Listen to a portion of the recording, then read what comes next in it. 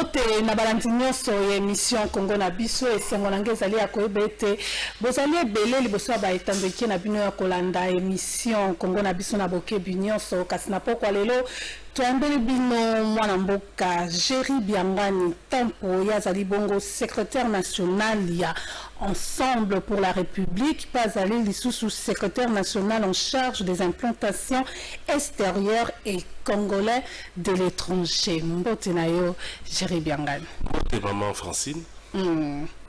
Tokolobete ndeko Jerry Biangani présentation on a présenté au secrétaire national et Ensemble pour la République, le secrétaire national en charge des implantations extérieures et congolais de l'étranger. Kasibaimbo Kabalobi te charge mon nomination à Makasibo ndeko Moïse Katumbi a PCO na nini oyo zana expérience ni oyo zana ngo pouvoir PCO que poste monene bongo. Oui, merci beaucoup. Effectivement, Batebele Bazako Kokanisa Nauti Kaka de nulle part. Je vais dire que Nazan a expérience na politique active, ça fait 16 ans. Okay. C'est-à-dire que ça fait 16 ans que je suis Nazan à Katia politique active. Nabandaki politique active Nangai Tolobana PDC, Parti démocrate chrétien, où Nabandaki Kuna comme membre simple, et puis Nagaki comme secrétaire national adjoint. PDC a beaucoup la Kaindundu. Bien sûr, bien entendu. Naïgo comme secrétaire national adjoint et puis secrétaire national, ensuite vice-président Ligue des Jeunes, président de la Ligue des Jeunes, et puis après Naïgo comme secrétaire général adjoint en charge de l'idéologie,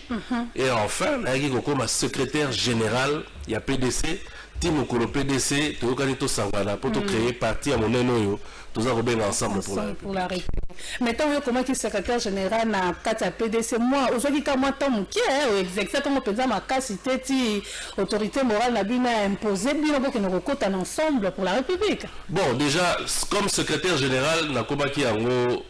n'a pas préparatif à l'élection en 2018. Donc ça fait ça fait 3 ans. Ensuite, Negolobi, président Nabiso ya PDC a imposé qui bisote tokenda kokotana ensemble. Et ça bureau politique il y a PDC, président a la proposition et bureau politique il y a PDC né adopta qui que tokenda kosangana na baninga mosusu pour to créer parti kozala monene et ici je confirme que Ensemble pour la République dans les jours qui viennent et comme le premier parti politique RDC. Ah ça, alors aux rappelé conseiller hein, le ministère il y a plan et si quand Simbami na ndeko Christian Mwando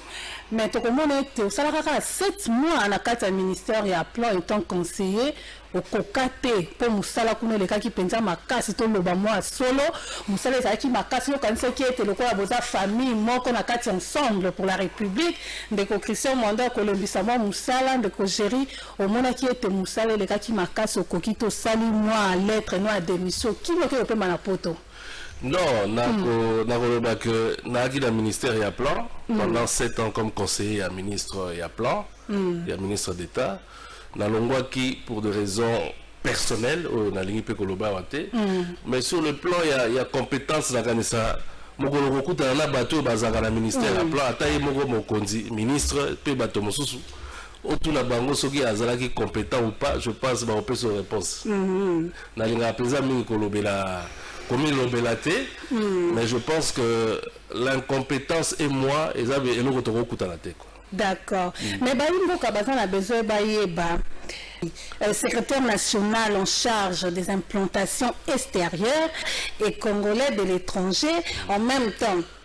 Implantation extraterritoriale, implantation interne, formation identitaire, nous surtout on a tout bien na kati ya ba parti politique to mesana na ba appellation wana te to mesana na ba kombo wana te to monango yesika na kati ya Ensemble pour la République ba imbo kabandi ba yeba utilisation ngo zandenge nini. Bon, et là on a vu ça na bato ba yeba d'abord que Ensemble ils a parti oyé pour tout ça la makambo autrement. Ah bon? Toyé vraiment pour tout ça la makambo autrement, tout ça la makambo différemment. Mingi Bazar reposé une question à la secrétaire national en charge des Congolais de l'étranger, na implantation extérieure. Congolais de l'étranger, ils ont groupe mogo, il y a population autre qu'on négligeait tel. Na repère ça exemple mogo na Europe il y a pas Nous avons plus de 10 millions de Congolais de l'étranger. Ou va vivre à Kuna. Et les Congolais wano baza Kuna, baza ko sa musala pour mboka. Tout le monde a bango de fois bazo se manifester contre pays mosusu pour la makambo ya mabe ozo le Ghana Congo. Tout le monde a bango tout le temps baza vraiment tout le baza scotché sur makambo il ça na mboka. Tout le monde a rappé bango tout le temps sur le plan financier, sur le plan économique. Batinda kambo bango ba ko laisser sa famille baza na passe na Kinshasa. Donc baza na mosala monene biso na ensemble pour la République tout le baki to ko tika bango musika te ko rejeter bango te. Bitumba bango basala la pona Congo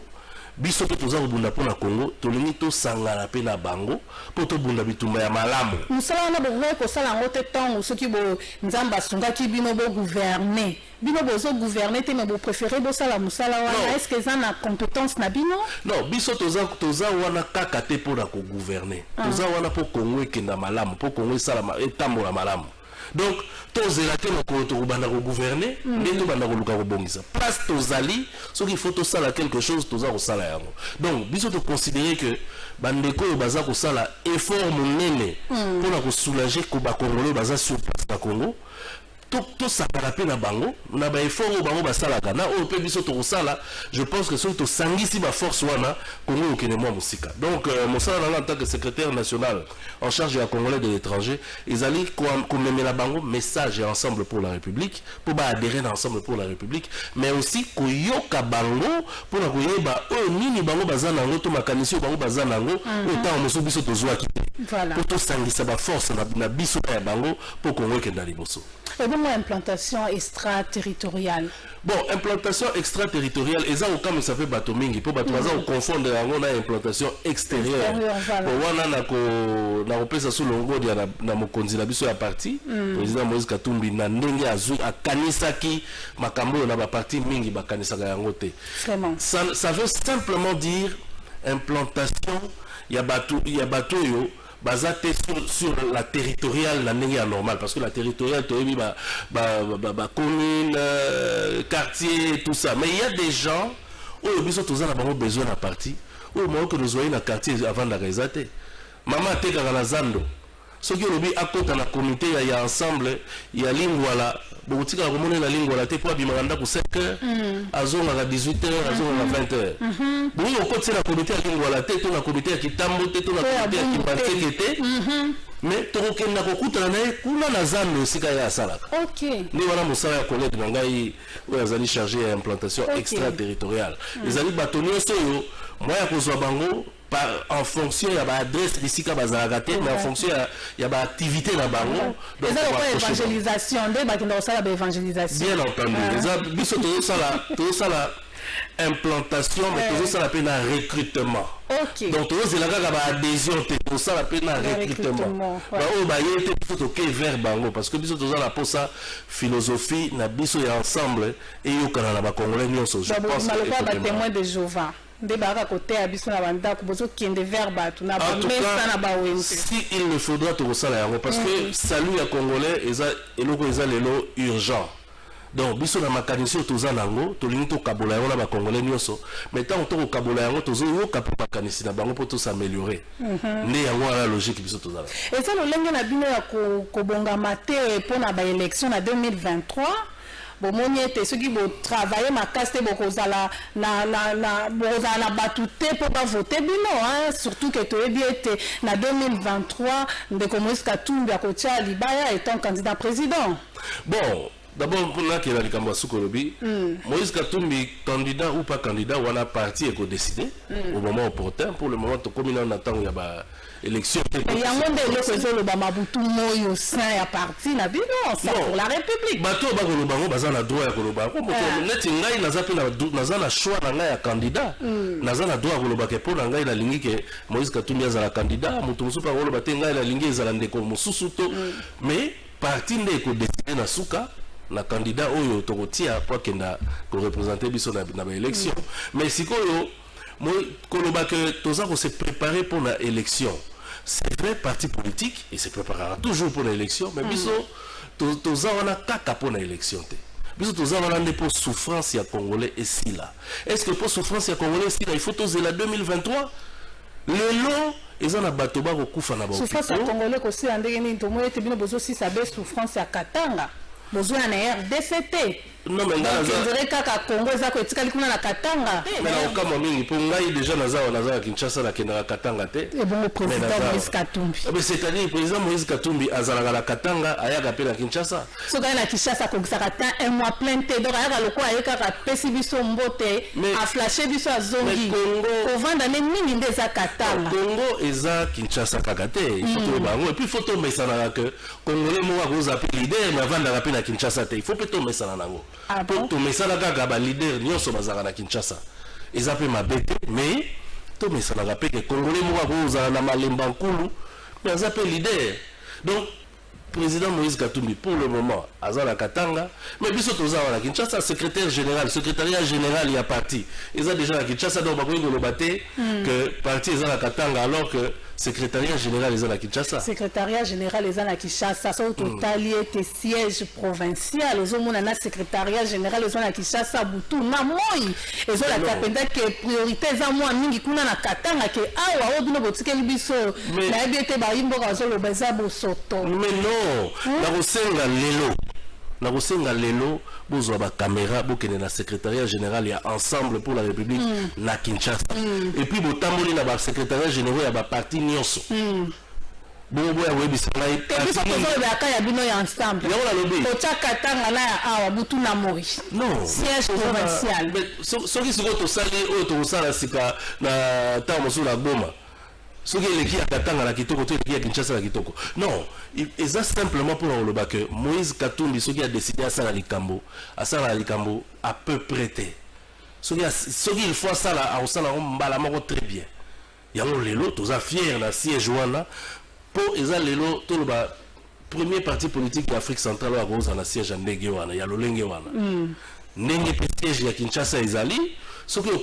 ok na siège na biso ya Kinshasa au moment où digne il y a un grand parti politique na obi ba parti belé autour na Kinshasa c'est la siège ya ndenge wana déjà au ya biso ya Kinshasa donc bref biso toza wana te kaka pour préparer les élections nous sommes là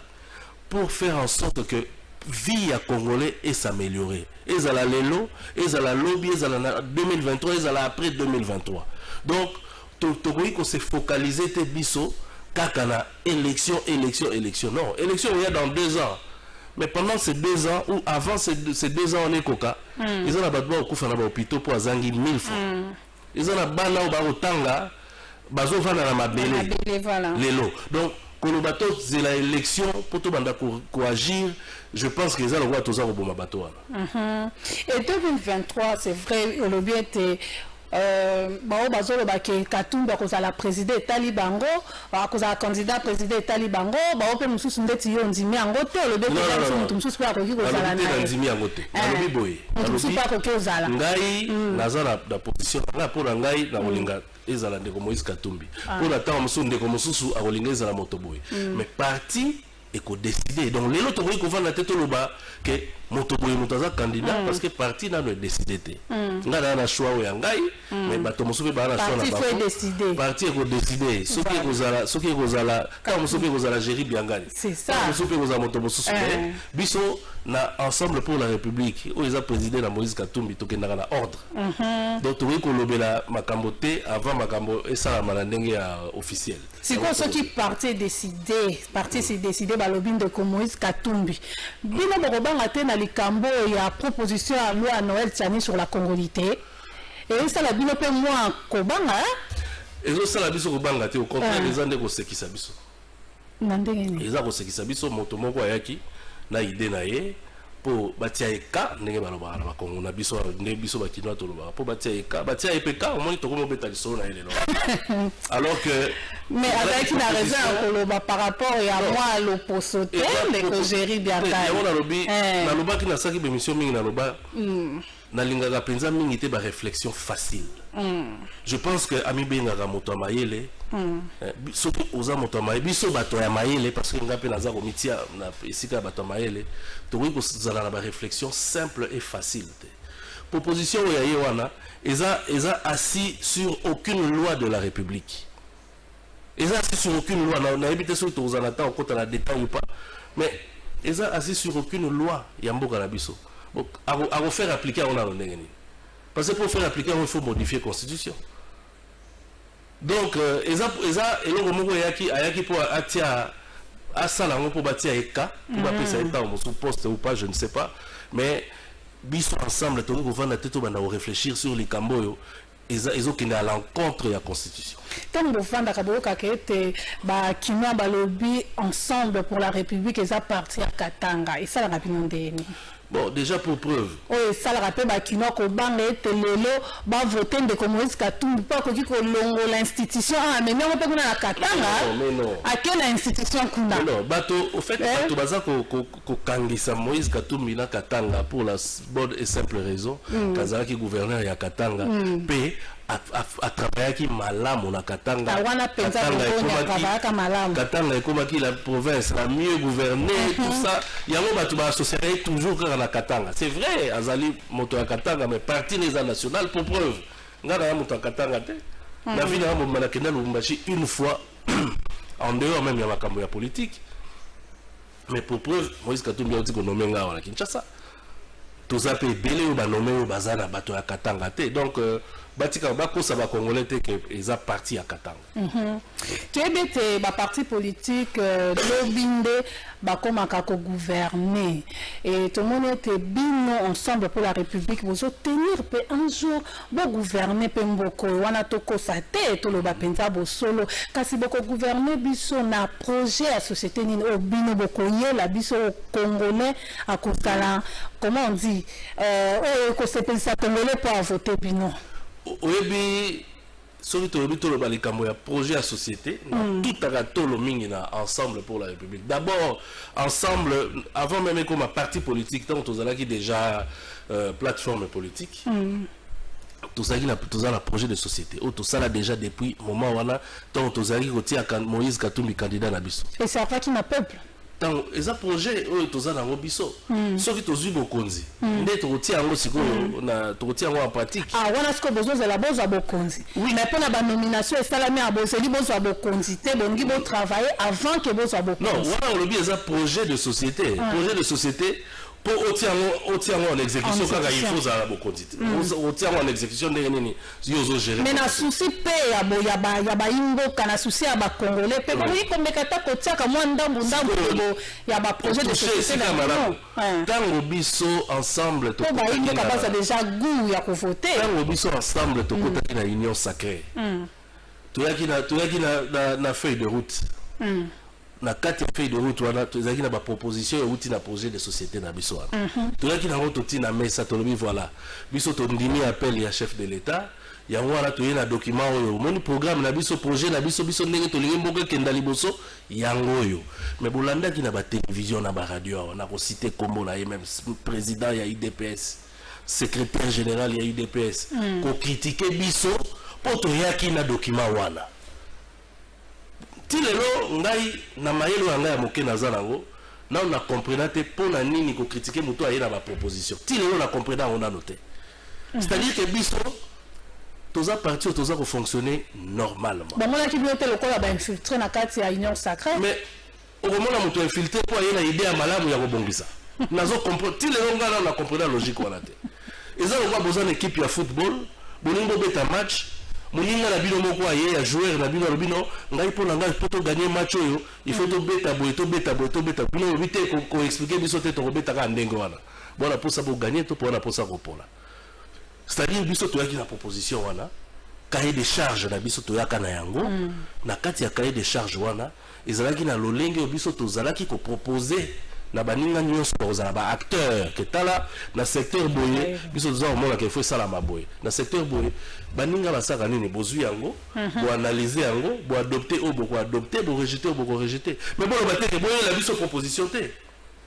donc biso ensemble pour la République tozala préparer dans makambo wana pour répondre à la question na tozala projet de société ou to site présenter yango dans l'élection 2018 né naza ko ba na yo boye mikolo nyonso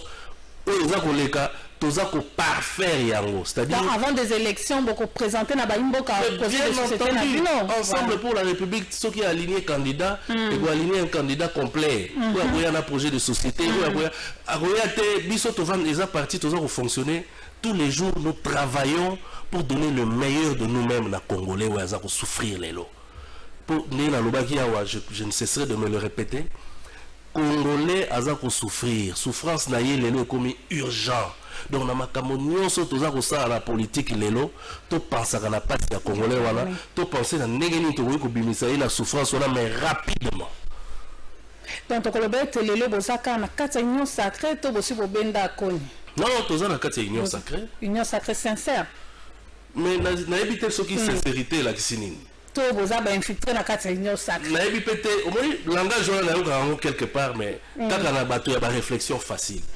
C'est-à-dire que Mokolo, président de la République, a salaki appel na Congo Mobimba. A moni que FCC cache les ako simbate mboke zalaki bloqué. Et puis to monaki yango ke mboke zalaki bloqué. Biso to lobaki to koya kuna ko prêter yé main forte ko répondre na appel na yé pour na ko alléger souffrance ya ba Congolais o baza ko souffrir. Les to ya na union sacrée. Mais elobité que puisque to za na union sacrée, soki likambo salami eza mabe to beta maboko. Et ça la mise à malamu non biso toza wana soki likama malamu yali to beti maboko soki likama mabe yali to dénoncer yango toza ko dénoncer yango te pour s'attaquer à quelqu'un ou à un groupe de personnes toza ko dénoncer yango pour ba corriger yango parce que finalité ezali que Congolais se retrouver soki likama za mabe tant to dénoncer soki ba bongisi biso nyonso to gagner parce que peuple a se retrouvé biso ba to dénoncer qui to sepeli mokonzi mboka pe a sepeli pour mandat na ye et 8 points positifs contrairement à ndenge bato bakanisaka ngai dazali ko na leki na ba émission belé même avant to kota union sacrée j'ai toujours dit aux Congolais qu'il faut tout ça là en sorte que mandat oyo ya Félix Tshisekedi est à la réussite parce que ceux qui a réussir ils a Congo Mobimba moto réussir. Mais dès que nous sommes là, il réussir déjà mandat à Fatchezo réussir. Je pense que les lots sont dans ils ont réussir na Buki Lokuta. Non, je vais être clair, sont dans ils ont réussir na Buki Lokuta et là qu'on est dans un senga la bateau baza ko gouverner, tout ce qu'il a 2 ans, va se ressaisir. Batala souffrance ya peuple balamuka batala souffrance ya peuple totika makambo ya pamba priorité na biso eza la population la modification ya constitution wana eza ba jeu politique wana je pense que lelo ba parti eza sérieux bato baza sérieux bakoki kokota na ba jeu politique te nazolo bawa toza na urgence eza na bato ba okufa na ba hôpital po azangi seringue eza na bato ba kokufa ba kolala nzala po papa azui salaire te eza na bano ba kotanga à même le sol yango ndeko ma priorité de priorité ya mboka na biso na opesa exemple likambo ko sala nga passe na Kinshasa wa il suffit au téléma na boulevard omona ba mituka l'état ba Prado ba soki ba palissade consort ya l'état za resomba mais kaka na kati ya Kinshasa wa na ba école bana ba kovanda na mabele toza sérieux toza na mituka mais pesa ko za na assemblée nationale kuno ngako za pe palissade ngako za pe palissade ngako za pe na kati ya ba député ba yambi palissade na koloba te ba pe candidat député oui bien sûr na 2018 na Lukunga oui bien sûr malgré que soit raté bon malgré que l'élection et puis ça va résultat autoyebi na linga que l'élection mabe ça va makala ndenge ya mabe maman to vivre na mboka oyo je pense na me salama te na mokili mobimba élection et salami nano basali comptage te na ba bureau de vote résultat ebimi pour preuve ti lelo ba bimi ça non résultat bureau par bureau te un autre élément tolanda wa biso nyonso na cour constitutionnelle validation invalidation révalidation dévalidation nous avons vécu ça ici donc kolobela penza makambo élection na nazo mona soti na lobela ngote mais ngai problème na ngai ezali lelo quand toza kotala façon toza ko fonctionner. Est-ce que tout ça fonctionne normalement? On a pris cet exemple-là où il y a mis tout à l'État. Est-ce qu'on dit que près de Moko, et qu'on dit que sommes à 1200 bancs d'école? $1,000 et à carburant. Voilà. Vous imaginez pas de bon pour l'individu moko akendaka mosala tant mosuku te koma pe komema soki banani to dépasse wana et ko somba 1200 bancs 1200 bancs et ko tangisa dans les bonnes conditions 2400 élèves entre qu'on satisfaire besoin à un individu na qu'on satisfaire besoin à 2400 élèves et de surcroît bana o bazar élèves na biso à lobby et là on une photo pona on a pris exemple c'est-à-dire que les lots il faut tout comme sérieux na makambo to ko sala to comme rationnel tozalia wana mboka to na mituka wana ya bakonzi biso resto bien na budget à l'état que ba institution ils ont mbongo ebele. Ah, là, on a combo ensemble, en tant que Congolais. Voilà. L'institution, ils ont mais, Mboka, infrastructure, il y a Mboka. Tout le monde fait la bande de quoi, na Kibala. Tout le monde a 207 ndé comme mais tout le monde a kondi. Ba ko leka na télévision pour la biso 207 ambulance même avec bembete. Na yoka ki motema pasi na mawa. Mais le quoi Congolais lingi ba débat wana ya mike na okotango. Moto a lobby ambulance et même avec bembete. La kisi nini. Comme me disent, comme na zone na comprendre. Soki moto akufi na ba mboka nyonso mokili. Soki likama moko ezuli moto akufi. Nini yaka sur place. Ambulance. Bon soki ambulance na RDC ambulance. Soki ambulance yé ba kuti ke moto wana akufi. Ba omema ye. Ba lo ba ambulance mais ba bembete biso to zongi, bo me na 207. Arrêtons avec tout ça. Il faut le nom tout comme ça makambo po mboka kenda liboso. Tout continuer hier les alaki koloba pour faire plaisir à un individu. Ce qui m'a bezali to loba yango pour te corriger. Ce qui va critiquer que ambulance ezate. Mais au lieu de somba ceux qui autant de véhicules à l'état, somba ambulance. Ambulance voilà. Ngai écoute on pour une proposition ba pekisana ba konzi ko kene ko se faire soigner à l'extérieur. Je pense que mon collègue pekisana ba konzi ba kene ko se faire soigner à l'extérieur. Ba on sala en sorte que ba hôpital na biso comme équipé. Tout dit ko vivre Covid awa. Bon mon lagi to komi ko lela pour ba lit d'hôpital exaté pour ba date ba respirateur wana exaté salaki kaka soki 8 soki 10 soki ba libalé ba komi ko ya ko pesa biso ba don les asoni mais ba mona ga yo ya ka mosala prado ya sika okiti climatisé et puis ba détournement zo sala nuit et jour voilà ba to wana ba mona ko ya ka na prado zo sala fier ba moni pe ke mboka na yo ezaka ka na 8 respirateur ba zo mono sérieux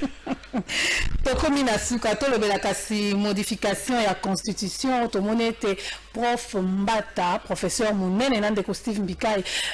balobi ete mandat ya chef elongwaka na 5 ans to komaka na 7 ans yo zwi yango ndenge nini. Bon, d'abord, prof Matawe Azali, professeur Bonene, na respecté mingi. Aza Congolais, je pense qu'Aza a droit naïe, il y a aussi la proposition nyonso ya lingi. Aza a droit wana. Ko même ko loba mande comme à 50 ans. Aza a droit wana. Mais eloko ngala aza ko loba lelo. Nyonso to saka na politique, toza ko sala yango ou bien toza censé ko sala yango pour le bien-être de la population. Proposition wana il y a cet éminent professeur et ça pour le bien-être de la population. Proposition wana il y a zo sala lelo que mandé comme on a 7 ans. Est-ce que et qu'on apporter solution à ma problème il y a peuple ndé yango ba question wana zala. Et proposition wana ba ko obtenir yango par la majorité parlementaire ou bien par référendum. Déjà il faut que pour répondre directement et au par référendum parce par que référendum d'abord modification constitutionnelle ils en ont prévu c'est vrai dans la constitution la mission mais ils en a un article dans la constitution autre bien dans l'article verrouillé donc ils en a un article où ça dans la constitution on a que attends ça une modification wana beaucoup iko simate les nombres ya ba mandat wana na nombre ya année ya ba mandat wana et pourquoi tellement komatisa na 7 ans pour que kokoka pe ko kitisa te za ta 3 ans za la 4 ans mais 7 ans voilà donc question à reposer bango ya voilà mais eza ba article wana ils a verrouillé moi ko déverrouiller yango donc non seulement non pas modification en constitution mais aussi des changements à constitution. Alors les longs là on poser question donc changer constitution on a to bana ndenge nini so pour but ça référendum les élections référendum pour ça ce sont les mêmes moyens où on peut la CENI pour l'élection il y a voilà même pour la référendum mais est-ce que proposition wana et ça qu'il y a la solution pour le problème de la population. Voilà. N'est question de vous poser. Dans tout ce que nous faisons, vous devez savoir que le peuple vous observe. Merci beaucoup. Moi, Lamboka, Jerry Bianga, Nandemo répondre à l'invitation à Bissot. Merci Mingi. D'accord, merci Nabalimbo Kanyonso, Balanda qui émission Congo la Bisso Nabokebi. Samedi 9h juste Bolanda rediffusion et émission. Et puis na chaîne Nabino YouTube Kamputu TV. Botika la mala, Mungala Bino Tokuta Nikorizalikoya.